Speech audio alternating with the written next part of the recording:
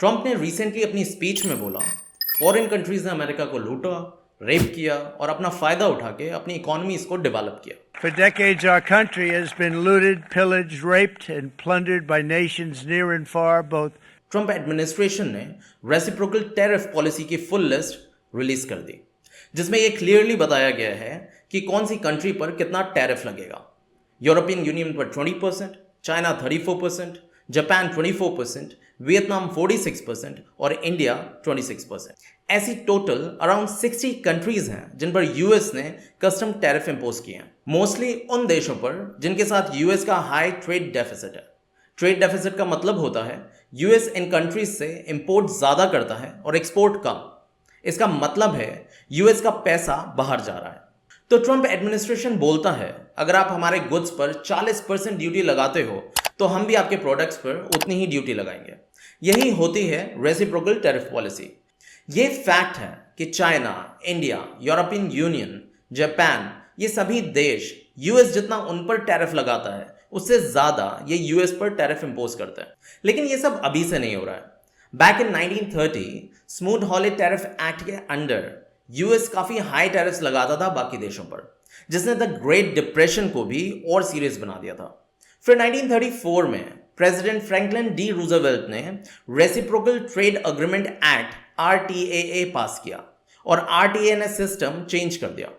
President को power दी गई कि वो टैरिफ रिडक्शंस नेगोशिएट कर सके दूसरे देशों के साथ। यही अग्रीमेंट बाद में GATT, general agreement on tariffs and trade और वर्ल्ड ट्रेड ऑर्गेनाइजेशन WTO की फाउंडेशन बना।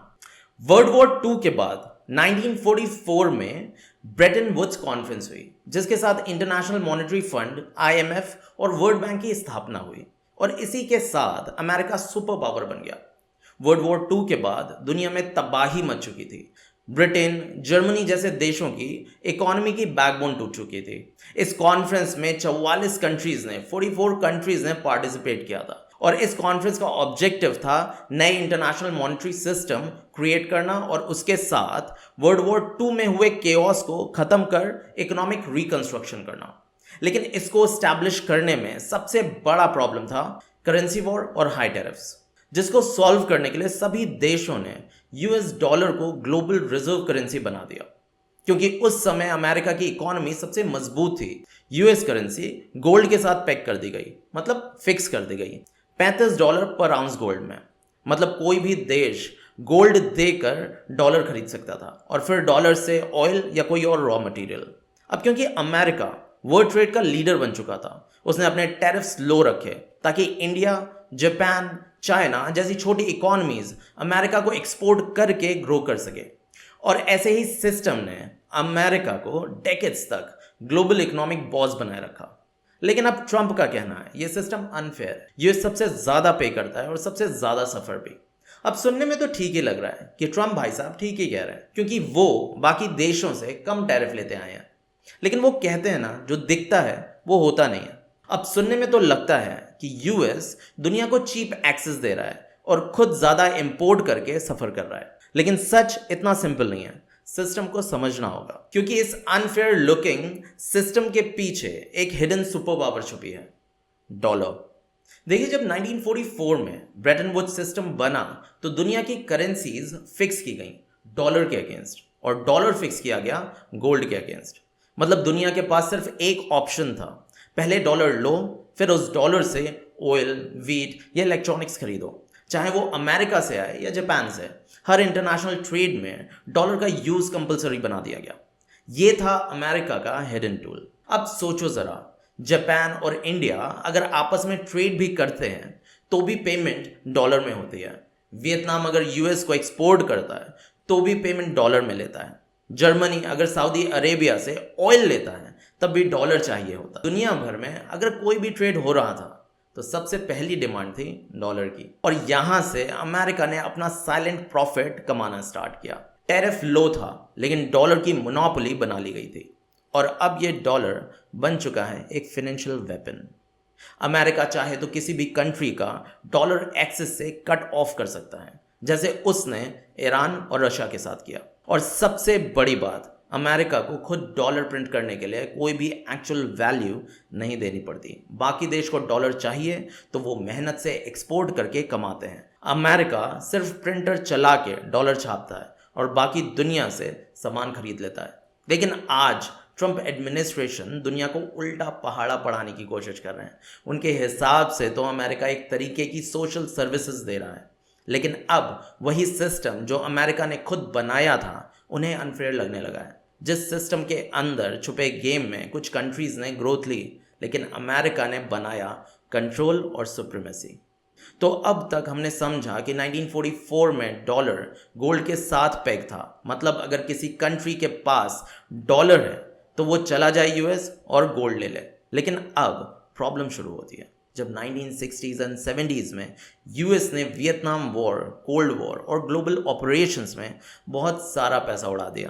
तब यूएस गवर्नमेंट ने डॉलर प्रिंट किए ताकि वो वॉर का खर्च उठा सके, लेकिन इससे इन्फ्लेशन बढ़ा और डॉलर की वैल्यू गिरने लगी। अमेरिका के पास पूरे वर्ल्ड का 70% गोल्ड था। जब अमेरिका ने गोल्ड रिजर्व से ज़्यादा डॉलर्स छापे तो दुनिया भर के कंट्रीज़ को शक होने लगा कि यूएस के पास उतना गोल्ड है ही नहीं जितना वो प्रॉमिस कर रहा है। फ्रांस ने 1965 में ओपनली चैलेंज कर दिया, डॉलर देके गोल्ड मांग लिया। बाकी कंट्रीज़ भी लाइन में लगने लगी।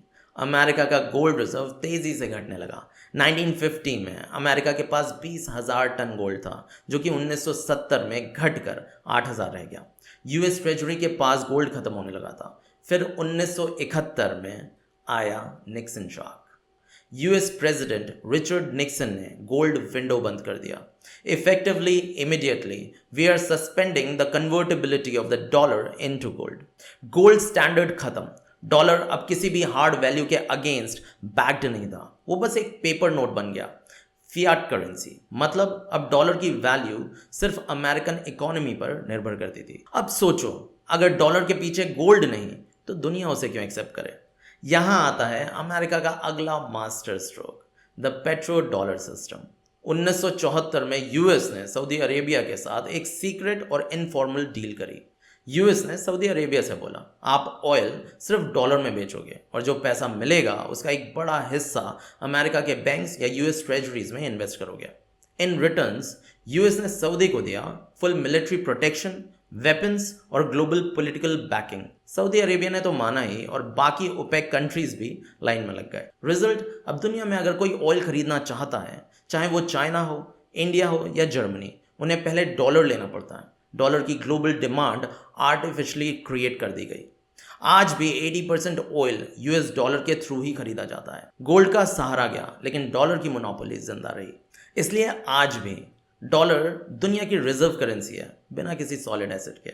अमेरिका दुनिया का सबसे बड़ा बोरोवर है, फिर भी उसका करेंसी स्ट्रॉन्गेस्ट है, क्योंकि हर कंट्री को उसकी ज़रूरत है।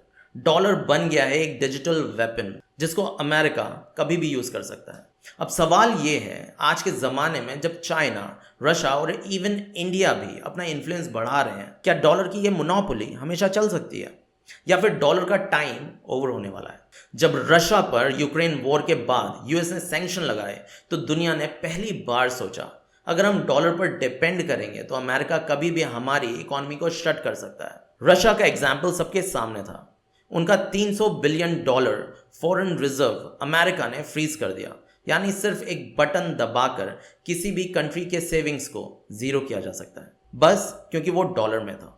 फिर आता है ब्रिक्स, एक new world order. Brazil, Russia, India, China, south Africa, इन्होंने मिलकर प्लान बनाया।